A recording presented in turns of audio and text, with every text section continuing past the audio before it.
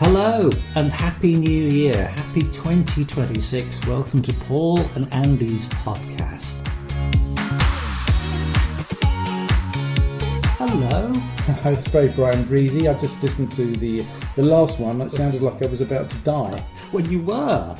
You've just done goodness knows how many weeks of being Father Christmas, day after day after day, at one of our lovely tourist attractions. So you were exhausted. Yeah. So if you use your voice a lot, like teachers must have it. Yeah.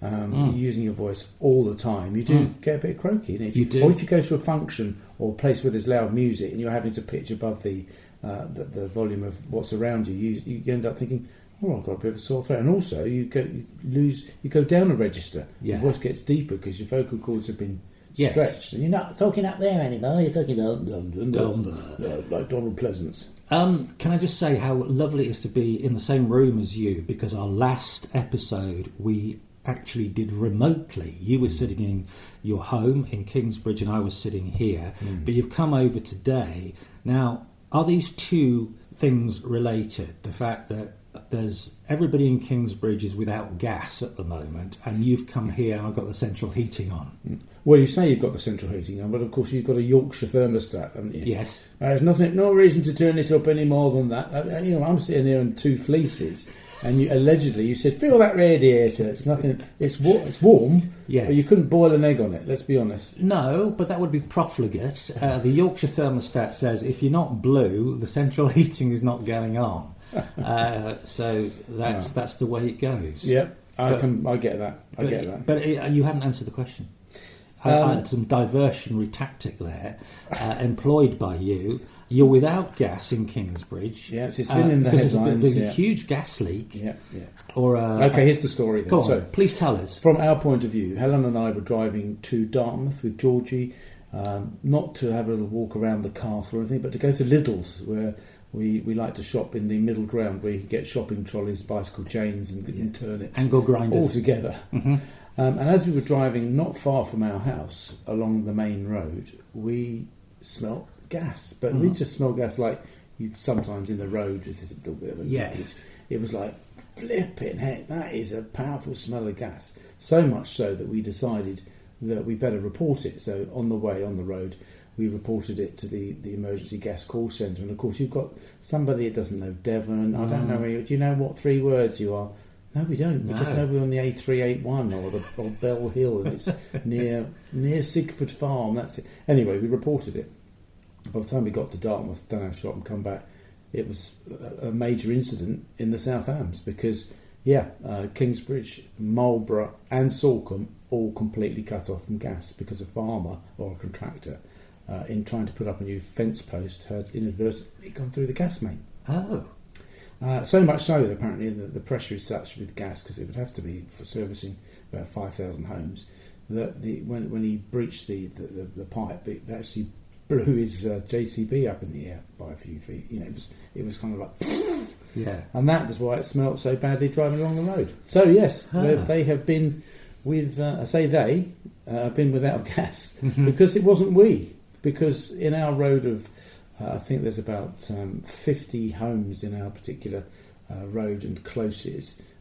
We are probably the only ones still on oil. So we were nice and warm. So you've got solid fuel, as in, not solid fuel. Liquid fuel. But you've got one of those big oil containers. Yeah, tank. That costs goodness knows how much to fill up. It costs £500 to fill up. Is that all? That's not bad, is it? How long it depends on the price of oil. How long does that last? I mean, with the current, it depends how much you have the boiler on. God, you don't get this thing, do you? With the current thing blowing up in Venezuela, there might well be an oil shortage. Therefore, the price of oil will go up, and we will have to sit in the chattering cold, depending on the goodwill of others who've got gas reinstated. Right. But yes, it was a major issue, and but interestingly, isn't it wonderful? Most people, and I say most, I'm not going to put a percentage on it. They go, "Is everyone okay? Can I do anything? Are we okay?" Oh, brilliant. Wales and West utilities are bringing in fires and hot plates. Great. It was like being invaded by the army. Incredible. But there's always one or two that go, well, they didn't knock on my door. They didn't come to me. I didn't do anything. I didn't know anything. Nobody tells me. There's always some naysayers. Shambles. Yeah, blooming shambles. That's right. Shambles. It's a shambles. They couldn't organise in a brewery. Yes, a party in a brewery. But on the whole, everyone's really lovely. Yes, and it brings the community together. Yeah, and it's been a thing to. And also, and this sounds very pious from somebody who's had a nice warm toasty house throughout. Because it went from Saturday to Monday, so 3 days without heating is quite a long time. Only in the coldest flipping few days we've had in the whole year. I mean, it couldn't have been worse timed. It really couldn't. Well, I saw it on the news. It was the first I'd heard of it, and they said, they were advising people in Kingsbridge or people who knew people in Kingsbridge and said, look, this is a major thing, and do check on elderly people. Yes. So that's when I contacted you. Yeah, you've just stolen the line from my colleague Stuart, really, who said... I call it recycling. They said to check up on the old people, so how are you, flipping cheek? The irony, I mean, there's two ironies. One, we had oil, and we were looking out for people, making sure they were okay. Yeah. I wanted to put a note up on the WhatsApp group saying, if you're cold, come round number 27. Don't do that. And Helen said... Don't do that. No, we'll have all sorts of people. All sorts. They'll never leave. Yeah. Just imagine. So we did make sure that people were okay, but we didn't invite them all round to say. We would have done had it gone on, Well, yeah, it depends how long it goes on. Because but the big irony was it was the very day that the man from the electrical company came to fix our fridge freezer because the ice maker had packed up about 3 weeks ago.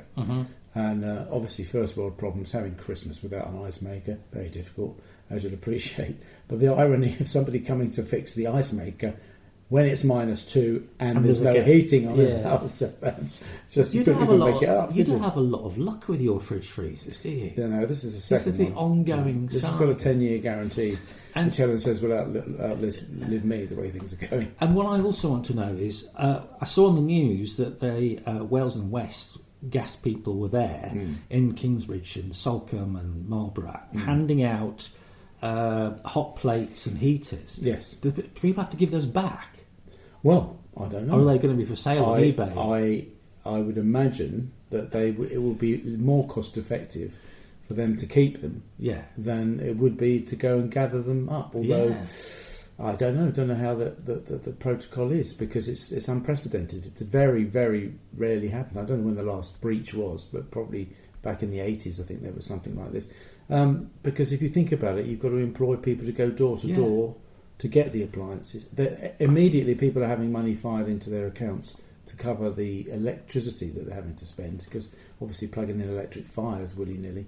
And that's the concern. We were worried that there would be such a huge spike in people charging up their vehicles and putting on 3-bar fires and pottery kilns or whatever to keep themselves warm, that it would take the power out. And if it had done that, we really would have been in stuck. Yeah, and I understand there's been a problem with getting hold of people who've got second homes in Salcombe.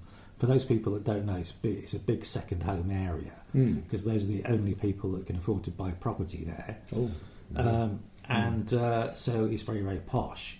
So, that's obviously been a factor in the delays. Yeah, I mean, there's a bit of mixed messaging. Yeah, I know. There was, you must turn your gas off. Don't worry about turning your gas off. If you do turn your gas off, you have to have the utilities people to come and turn it on again. So there was a bit of, basically they didn't want people's houses accidentally filling with gas, and then they light a cigarette to say, thank goodness that's over, and then it was over, blown out the window. So thank God there hasn't been any, as far to date, any major tragedies. Also, what you didn't want to know was that the lady that lives around the corner, that everyone else thought they were being looked after or their family were coming, and she actually froze to death in an armchair. That would be even worse. It would be tragic. But hopefully it's brought the community together. So all good. All is well. There is light at the end of the tunnel, and every cloud has a silver lining. Yeah. Can you think of any more cliches? No. Okay. I'd like you to unwrap your Christmas present. All right. Because we didn't get together for Christmas. No. So I brought you a very small token of my esteem. For a portable mini microphone. Right. Okay. So it's a microphone about no longer than a box of matches. It's like a key ring, almost. Yeah, it does look like a key ring, but I believe that you can actually plug it in and make very small podcasts. Okay. That's amazing. I've lost your Christmas present. Pardon? I've lost your Christmas present. Have you? Yes, because we were clearing out over Christmas. I put it somewhere safe, and I can't remember what I put it. And then you threw it out. Well, don't No, worry, I don't think I have thrown it out. You just bought me lunch, which was very, very lovely. And we were saying, isn't it nice? It's lovely to go to a posh restaurant, isn't it? I mean, and on a special occasion, and you think, well, I don't mind spending the money. It's gorgeous, and we'll do that.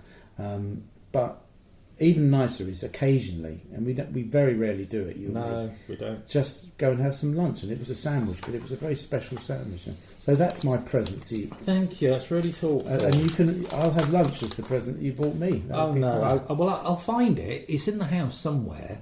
I will find it, and when I find it, I shall give it to you. It might be in October, but I will find it eventually. Okay. I'm going to make it my mission. I've seen the presents that you've got because on the way in I tripped over a big box of socks. Yeah. And so you got socks and pants. Did you get anything else significant? No, not really. That's just about it. That is.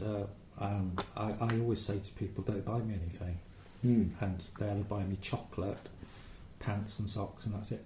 Well, you can sit. I don't need anything else. You can sit in your pants and socks and gorge yourself on chocolate. Absolutely. What more could a man need? Well, if the 4-minute warning goes off, that's what I shall be doing. Aftershave.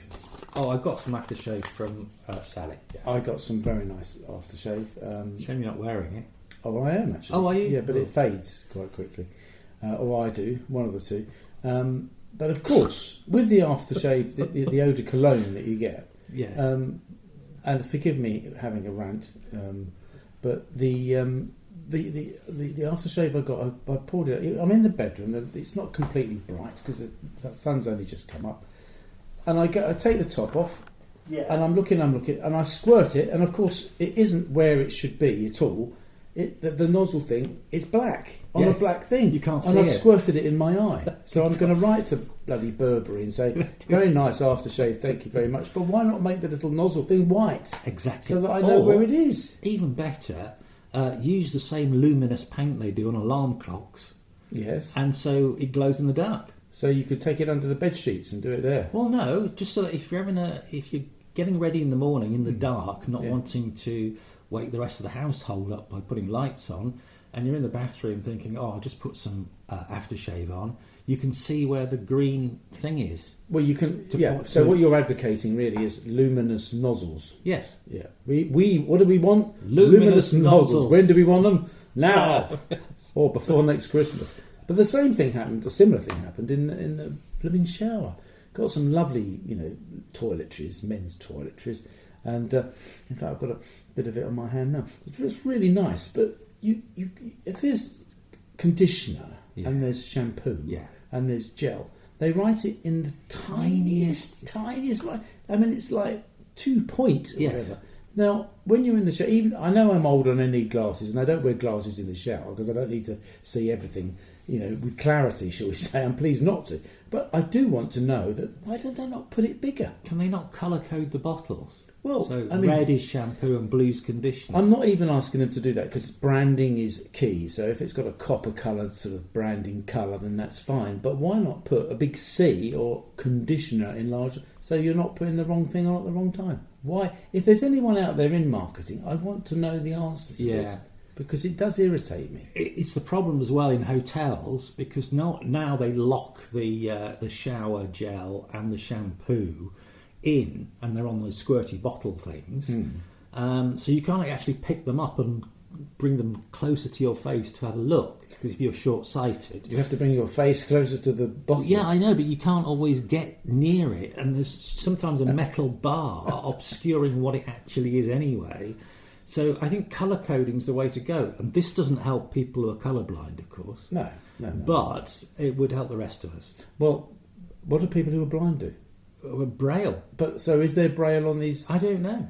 Do we have to learn Braille now to be able to take a shower without squirting the wrong thing on our heads? Or it's like I've said to you before. How do people who've got guide dogs? How do they pick up after their dogs?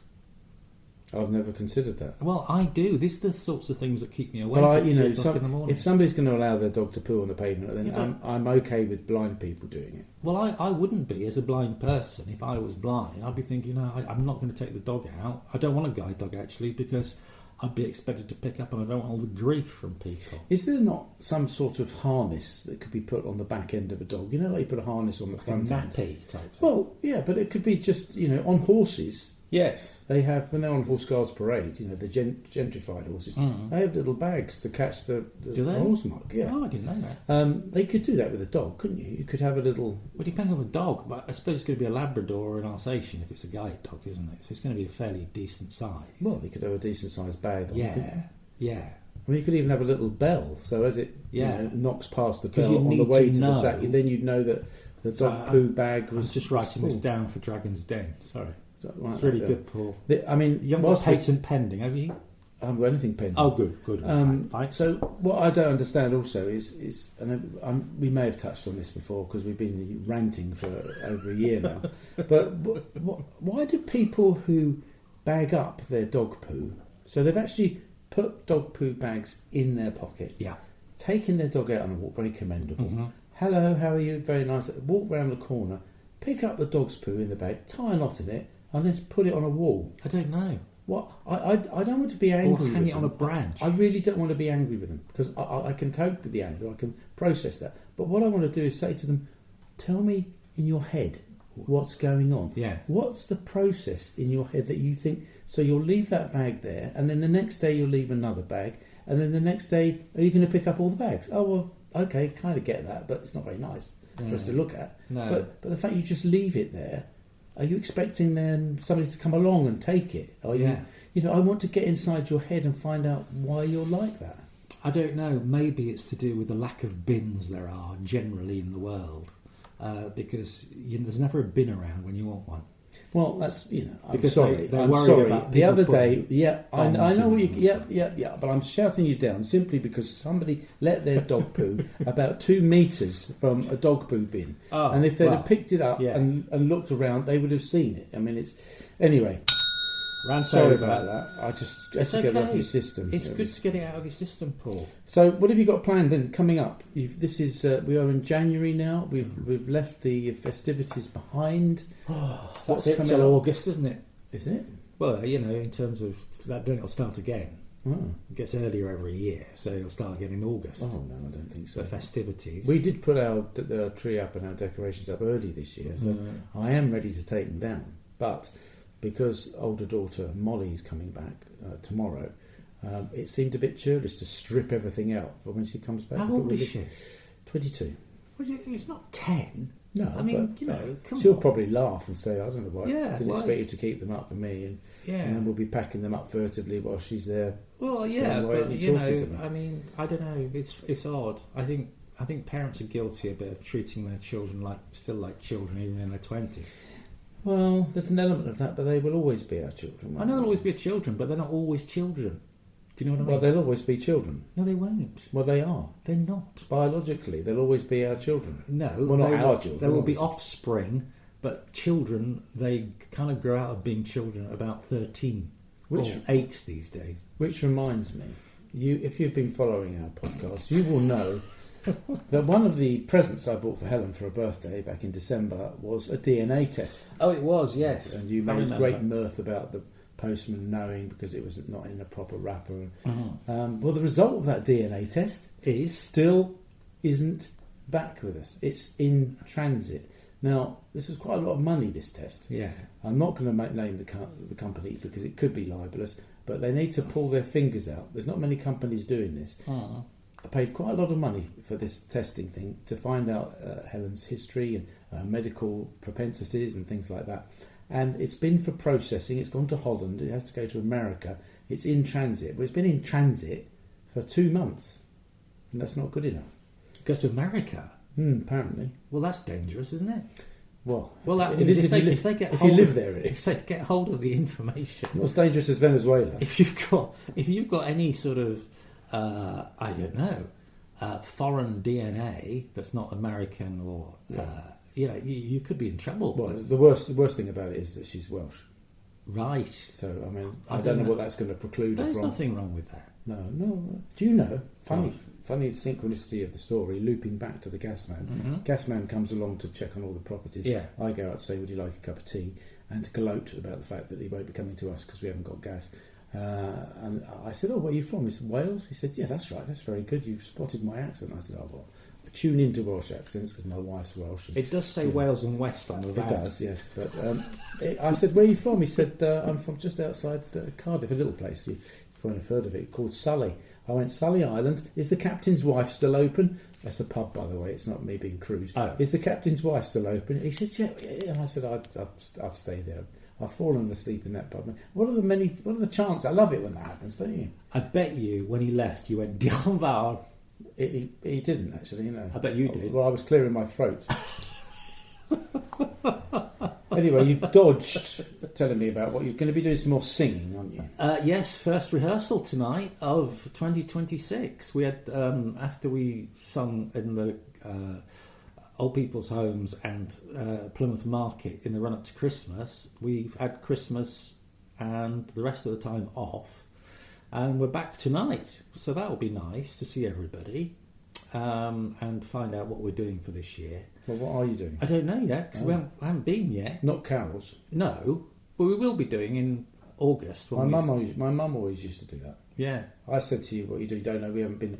I used to say, "Oh, I'll be seeing Andy later. I haven't seen him for about how 2 is years. he? How's he doing?" How is he? I don't know, because I've not seen him for 2 going years. later. I'm seeing him later. Yeah. It's a parental thing, isn't it? It's like, "Have you got your key? I'm 27. Yes.